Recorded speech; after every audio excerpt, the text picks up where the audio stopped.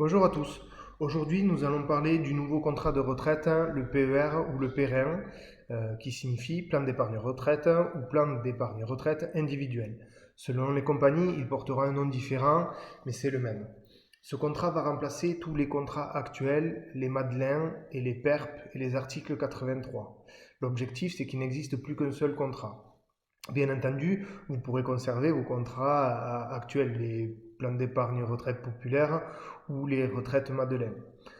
Mais pas sûr que ce soit une bonne idée tout le temps, on va le voir un peu plus loin. À partir de 2021, il n'y aura plus de retraite Madeleine, il n'y aura plus de PERP, ça ne pourra plus être commercialisé. Même voilà, certaines compagnies ont déjà arrêté la commercialisation. L'objectif de cette vidéo est de vous avertir un peu sur les pièges et de vous aider à mieux comprendre ce contrat périn. Je vais essayer de vous simplifier un peu la vie, surtout que vous allez être démarché par des dizaines de compagnies et des dizaines de banques dans les prochains jours ou les prochains mois. Ça a déjà même commencé avec des pubs radio et des choses comme ça. On va voir que l'essentiel sur cette vidéo. Il y a plein de cas particuliers en fonction des besoins de chacun, mais on verra plutôt ça en individuel. Alors, tout d'abord, quels sont les intérêts du PER ou du PERN? L'objectif de l'État est très simple, que chacun puisse se préparer une retraite ou un complément de retraite. C'est selon moi un peu un aveu d'échec sur le système de retraite actuel. L'État, il vous dit simplement épargnez car votre retraite, il ne faudra pas trop y compter dessus.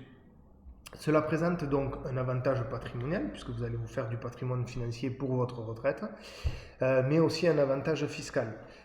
Pour inciter les gens à épargner, l'État permet de déduire ce que vous allez verser sur ce contrat périn de votre revenu imposable. Pour simplifier, je vous fais un petit exemple. Alors, un exemple simple. Vous êtes célibataire, vous déclarez 35 000 euros de revenus par an, vous mettez 3 000 euros sur votre revenu périn.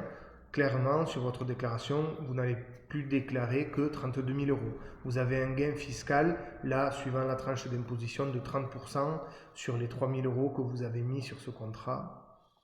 Donc, vous avez gagné 900 euros d'économie d'impôt. Donc, le coup de pouce de l'État, il s'arrête là. Vous épargnez 3 000, l'État, il vous offre 900. Ensuite, le périn fonctionne d'un point de vue rendement comme une assurance vie. C'est-à-dire qu'on va pouvoir choisir et sélectionner des supports pour faire fructifier votre argent. Les fonds proposés et les supports financiers sont différents entre chaque contrat. Attention, seulement sur les meilleurs contrats périns qui sortent actuellement, vous aurez une table de mortalité garantie.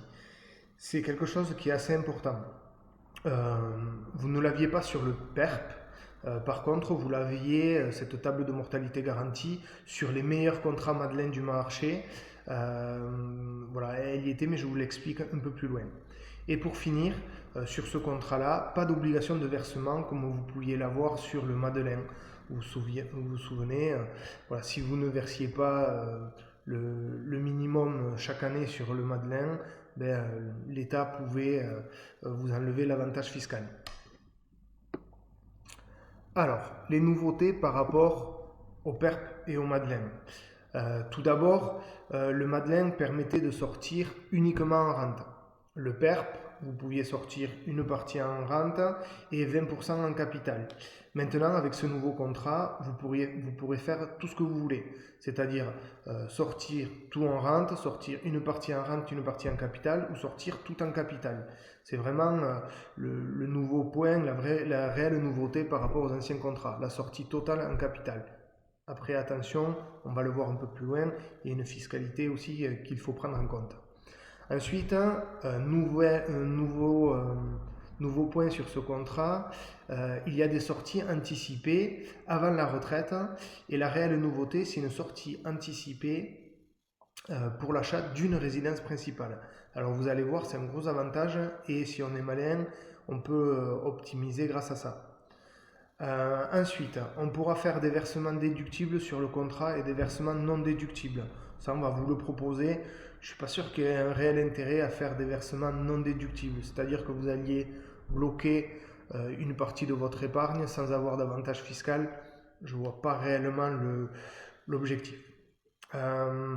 Ensuite aussi, il y a la possibilité de transférer les assurances vie dessus, ou une partie des assurances vie dessus, afin de purger les intérêts, c'est-à-dire les plus-values de ces assurances vie. Là, pareil, on ne va pas trop le voir ici, c'est un cas particulier, ça existe, on y reviendra dessus plutôt en individuel. Alors, les inconvénients du périn, parce qu'évidemment, je vous parle des avantages, mais je vais aussi vous parler des inconvénients. Alors, votre argent, il sert pour une épargne retraite, ce qui veut dire qu'il est bloqué jusqu'à l'âge légal du départ à la retraite. C'est la contrepartie de l'avantage fiscal. Vous avez un avantage fiscal, mais vous épargnez et l'argent est bloqué. Sauf, n'oubliez pas, on pourra le sortir quand on voudra pour l'achat d'une résidence principale. Un autre inconvénient, c'est que la fiscalité, elle n'est pas toute rose. La fiscalité à la sortie. On vous parle le gros avantage, c'est de sortir en capital, mais il faudra intégrer la fiscalité de ce capital parce qu'il va être lourdement fiscalisé tout de même. On va venir sur la fiscalité. Alors, pour faire très simple, puisque c'est assez compliqué la fiscalité sur ce contrat, je vais essayer de la simplifier au maximum avec un tableau que je vous mets en vidéo. Je vais me concentrer que sur les versements déductibles à l'entrée. Vous savez, je vous ai dit qu'il y avait des versements déductibles et non déductibles, donc les deux ont un traitement fiscal différent.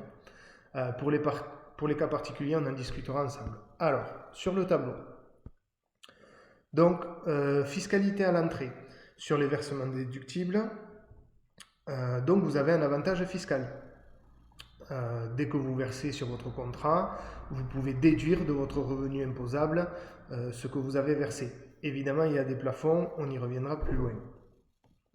Maintenant, ce qui va nous intéresser, c'est la fiscalité à la sortie de ces versements déductibles. Donc, au début, on a un avantage fiscal. Sortie, il y a plusieurs cas de sortie. La sortie en capital au terme. Donc, sur une imposition, il y a deux choses. Il y a l'impôt et les prélèvements sociaux. Donc, sur la sortie en capital, le capital, en tout cas tout ce que vous avez versé sur ce contrat-là, les sommes que vous avez versées, elles seront imposées sur le revenu. Et les plus-values, c'est-à-dire ce que vous avez gagné en faisant travailler votre argent, seront taxées à hauteur de 30%. La sortie en rente, ça c'est un nouveau choix, c'est un autre choix. Pareil, votre rente elle sera imposée avec la fiscalité des rentes. Et les prélèvements sociaux, alors c'est des prélèvements sociaux qui sont que sur une partie de la rente. Donc voilà, vous aurez à peu près 17,2 sur la partie, sur la fraction imposable. Et après, c'est une fraction imposable qui varie selon l'âge. Les accidents de la vie, donc là, il n'y a pas de fiscalité sur les versements que vous avez effectués. Par contre, sur la plus-value, sur les intérêts que vous avez gagnés, vous aurez 17,2%. Et l'acquisition de la résidence principale, imposition des versements à l'impôt sur le revenu, et les plus-values sont taxées à hauteur de 30%. Point de vigilance sur les contrats du marché. C'est parti là, toutes les compagnies et les banques sont sur le coup.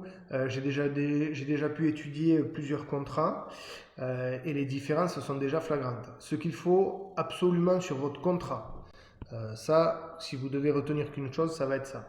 C'est-à-dire sur votre contrat ou le contrat qu'on vous propose, il vous faut une table de mortalité garantie à l'adhésion. Actuellement, c'est la TGF 05. Alors, c'est le terme exact, c'est table de mortalité garantie pour tout type de versement et tout au long du contrat. Si vous ne voyez pas cette phrase, franchement, abandonnez le contrat. Tout type de versement, ça veut dire que vous allez pouvoir avoir cette table de mortalité garantie sur les versements déductibles et les versements non déductibles, et tout au long du contrat, c'est-à-dire que vous garderez la table de mortalité à l'adhésion, c'est-à-dire celle qui est actuelle. Actuellement, c'est la TGF 05, c'est-à-dire que si dans 10 ans vous faites des versements, vous garderez toujours cette table de mortalité, la TGF 05, et vous ne passerez pas sur les nouvelles tables de mortalité qui seront forcément moins avantageuses. Ensuite, ce qu'il faut aussi sur votre contrat, c'est une sortie en capital. Ça, normalement, tous les contrats le feront, mais qui peut être fractionné autant de fois que l'on le souhaite. qu'on le souhaite. C'est-à-dire que votre capital, vous allez pouvoir le prendre en une ou plusieurs fois. Vous pouvez tout prendre d'un coup ou vous pouvez l'optimiser fiscalement, c'est-à-dire prendre une rente et après prendre par exemple 10 000 € chaque année pour pas que ça vous fasse trop d'imposition sur ce capital-là. Alors, sur les contrats du marché, évitez les contrats bancaires ou vraiment faites-les étudier. Comme à chaque fois, les garanties les plus intéressantes sur les contrats bancaires, elles n'y sont pas. Table de mortalité garantie, les options, la gestion, c'est très compliqué pour qu'on trouve des bons contrats sur les banques. Certaines compagnies n'ont pas toutes les caractéristiques non plus que je viens d'évoquer. Évidemment, elles ne vous en parleront pas. Si personne ne vous parle de la table de mortalité garantie, si personne ne vous parle du fractionnement du capital, c'est que généralement, ils ne les ont pas. Si vous avez le moindre doute, vous m'envoyez les conditions générales. Je regarde, je vois ce qu'ils proposent. Je vais vite vous dire si le contrat il est bon ou si le contrat il est vraiment pas au niveau. Là, j'ai étudié à peu près les 5 contrats des plus grosses compagnies en France. Certains sont déjà évités. Voilà. Pour ceux qui le souhaitent, moi j'ai fait une sélection des 2 meilleurs contrats actuellement, en tout cas avec les caractéristiques que je vous ai évoquées. Transfert et table de mortalité. Pour certains d'entre vous, vous avez déjà un contrat de retraite Madeleine grâce à votre activité de travailleur non salarié ou un plan d'épargne retraite populaire pour les salariés et les non salariés. On va pouvoir prendre ces contrats et les transférer, c'est-à-dire les amener sur le périn. Mais il faut que ça soit vraiment intéressant pour vous. Donc vous allez voir, il y a plein de cas particuliers. Le mieux c'est peut-être que je vous dise si ça vaut le coup de garder votre contrat ou de le transférer. Tout d'abord pour ceux qui ont un PERP, un plan d'épargne retraite populaire. Clairement, tous les PERP sont moins intéressants que le périn à cause des garanties que nous avons évoquées. Sauf évidemment cas particuliers et optimisation patrimoniale personnelle. C'est pour ça qu'il faut qu'on le voit ensemble. Pour ceux qui ont un Madeleine, tout dépendra de votre contrat actuel et de la table de mortalité qu'il y a dessus. En effet, tout le monde va vous dire oui, transférez vos contrats, mais des fois ça vaut peut-être pas le coup. Par exemple, si vous avez un Madeleine qui a une table de mortalité garantie à l'adhésion, il va falloir regarder quelle table de mortalité garantie vous aviez pour voir si c'est intéressant de le transférer ou pas. Si vous avez la même table de mortalité garantie que celle du périn actuel, la TGF05, là il n'y a pas trop de soucis. Par contre, si vous avez une table de mortalité garantie antérieure, on va regarder parce qu'en fait ça va jouer sur le montant de votre rente à la sortie. Alors, pour faire très simple et pour simplifier, pour ceux qui ont une table de garantie, de mortalité garantie à l'adhésion, si votre contrat est postérieur au 22 décembre 2012 pour les hommes, et si votre contrat est postérieur au 1er juillet 2007 pour les femmes, pas de souci pour transférer le Madeleine vers le périn. Pour les autres, il faudra qu'on étudie ensemble, voilà, sachant que tous n'ont pas des tables de mortalité garantie, tous vos contrats.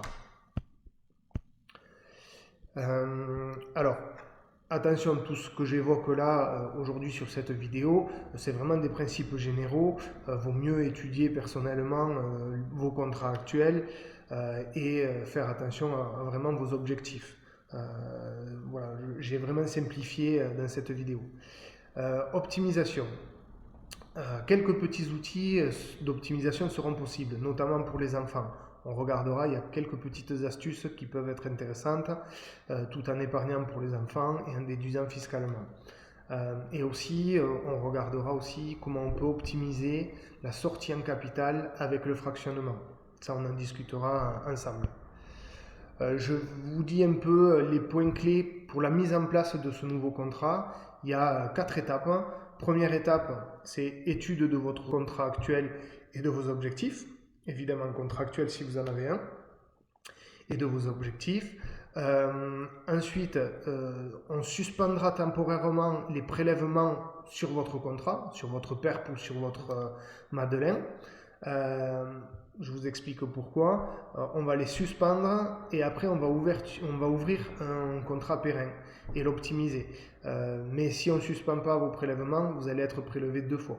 Donc voilà les étapes. Étude du contrat actuel, suspendre temporairement vos prélèvements sur vos contrats actuels si vous en avez, ouverture du périn en l'optimisant, et ensuite, dans un dernier temps, on transférera vos contrats Madeleine et PERP vers ce nouveau contrat périn. Ça, c'est les 4 étapes à suivre. Pour finir, j'espère que je vous ai amené quelques réponses et que vous pourrez éviter les pièges de tous les agents commerciaux que vous allez rencontrer. Moi, je suis à votre disposition pour toutes vos questions. Vous aurez toutes mes coordonnées à la fin de cette vidéo.